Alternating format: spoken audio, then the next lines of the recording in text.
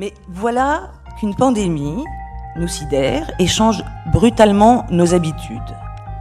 Voilà qu'on ne peut plus sortir de chez nous et qu'on découvre que la meilleure façon de s'évader, la drogue la moins toxique, ressemble à un grand N rouge. Et comme souvent, devant un grand bouleversement, c'est la panique. Alors, les services publics, le pouvoir public soutiennent le secteur, merci à eux, mais le secteur est son dessus-dessous. Il y a besoin d'histoires, mais on ne peut plus aller les voir en salle. Il y a besoin d'histoires, mais on ne peut plus les fabriquer comme avant. Les distributeurs qui, avant la pandémie, étaient les rois du monde, disparaissent sous nos yeux. Les salles ouvrent, ferment, réouvrent. Le public prend l'habitude d'aller moins en salle. Il a sa drogue quotidienne à la maison. C'est la panique donc et chacun pense à sa survie. C'est bien normal. Bienvenue à tous dans l'épilogue qui a été cette longue série d'épisodes des podcasts Gone with the Stream. Si vous êtes ici, c'est que vous faites partie des fidèles de Gone with the Stream, et nous vous en remercions. Ce projet étudiant a vu le jour il y a presque 10 mois, autour de 4 amis passionnés par le monde du cinéma et de l'audiovisuel. Ce monde fascinant a été bouleversé par des enjeux majeurs au cours de la dernière décennie. Nous pouvons citer par exemple l'arrivée des plateformes de streaming, le vieillissement et la baisse de fréquentation des populations dans les salles obscures, mais encore la place toujours plus importante des séries dans nos habitudes de consommation d'images.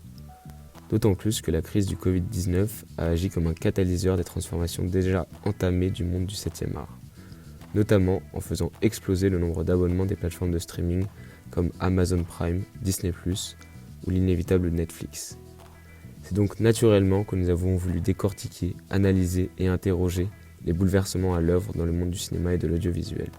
Pour cela, nous avons choisi d'interviewer différents corps de métiers au sein du monde du cinéma et de l'audiovisuel, le but étant d'avoir des avis sur des transformations opérant dans les différents secteurs de ce milieu. Nous voulions voir comment chaque métier était impacté et avoir l'avis des professionnels sur les enjeux actuels et les tendances à venir du monde du cinéma et de l'audiovisuel. Bonjour, je m'appelle Forrest Gump.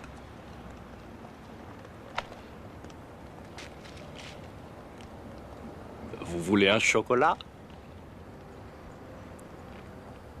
Je crois que je pourrais en manger 1,5 million. Maman disait toujours, la vie c'est comme une boîte de chocolat. On ne sait jamais sur quoi on va tomber.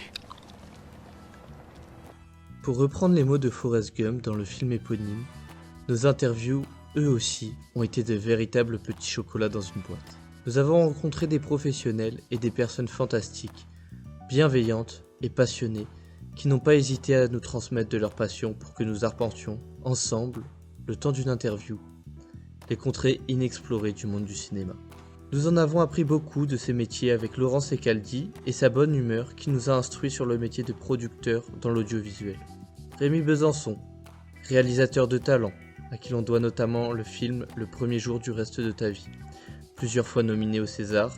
Anna Zoulé, qui nous a parlé de son métier d'actrice et de la place de la femme dans le monde du cinéma. Au cours de ce projet, nous avons également exploré les différentes dimensions et facettes du monde du cinéma. Des courts-métrages avec la réalisatrice Michèle Evouna, au cinéma d'animation avec Jacques Bled, président des studios Illumination MacGuff, en passant par l'expression du cinéma dans sa quintessence avec François Cos, co-directeur de la Filmothèque du Quartier Latin. Par ailleurs, vous avez étudié en notre compagnie les différentes manières d'apprécier le cinéma, que cela soit avec Olivier Grandjean, directeur général de Pathé Gaumont France pour les amateurs de cinéma grand public, ou Jean-Baptiste Viaud, délégué général de la Cinétech pour les férus de cinéma étranger et de films d'auteur.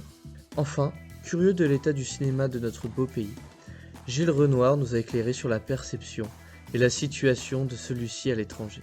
Merci encore à tous ces intervenants qui nous ont permis, vous et nous chers auditeurs, de réaliser un véritable voyage initiatique au cœur du monde du cinéma et de l'audiovisuel. Et nous espérons grandement que ce voyage aura su vous transmettre notre passion. De ces riches entretiens, nous avons pu tirer quelques conclusions sur l'état du monde du cinéma et de l'audiovisuel, des tendances d'avenir.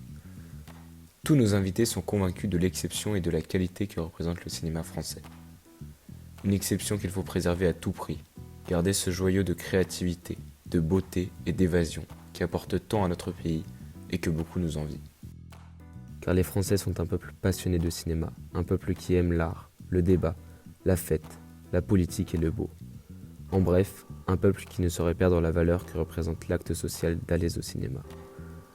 Gardons en mémoire la force unificatrice du cinéma, comment certains films, acteurs ou réalisateurs sont capables de forger nos plus doux souvenirs d'enfance, de rire ou de pleurs, d'échanges en famille ou avec des amis, et comment le cinéma peut réunir tout un pays. La France a ri devant De Funès, Omar Sy ou Alain Chabat. Elle s'est émerveillée devant les cascades de Belmondo ou devant la beauté d'Alain Delon. Elle a chanté avec Michel Legrand et Catherine Deneuve. Elle fut impressionnée par le charisme de Depardieu, Gabin ou celui d'Isabelle Huppert.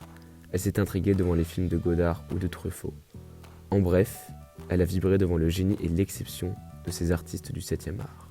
Cette exception est mise en danger par les différents enjeux que nous avons évoqués précédemment.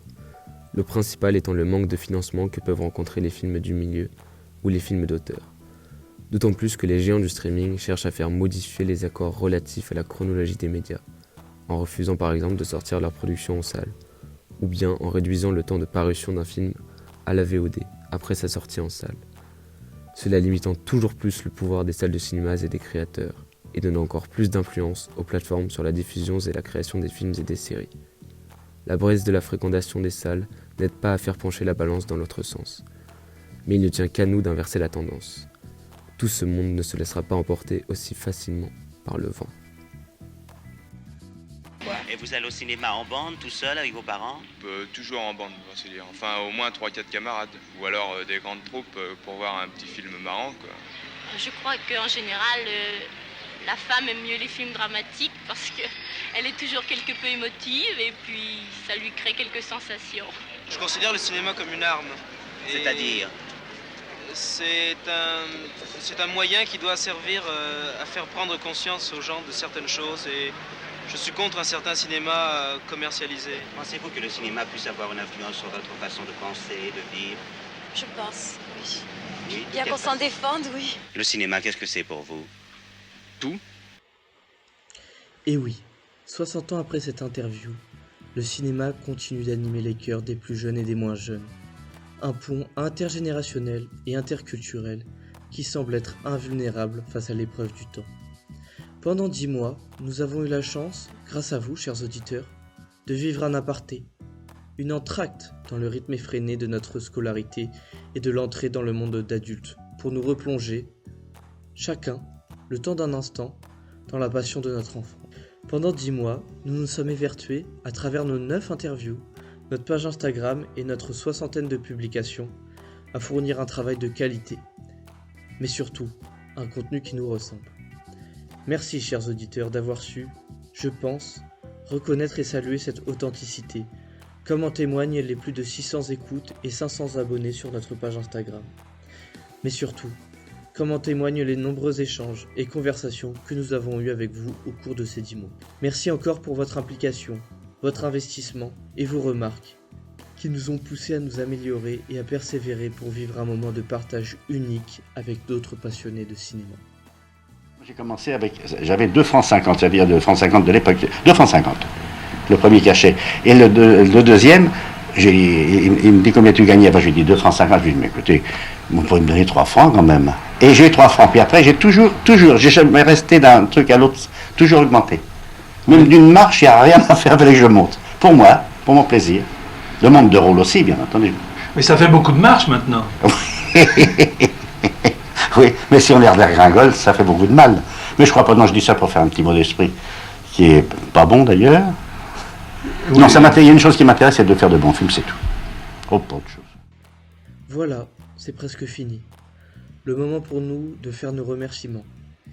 Merci tout d'abord à tous nos intervenants, Laurent Secaldi, Rémi Besançon, Anna Zoulé, Jacques Bled, Michel Evouna, François Cos, Olivier Grandjean, Gilles Renoir et Jean-Baptiste Villot.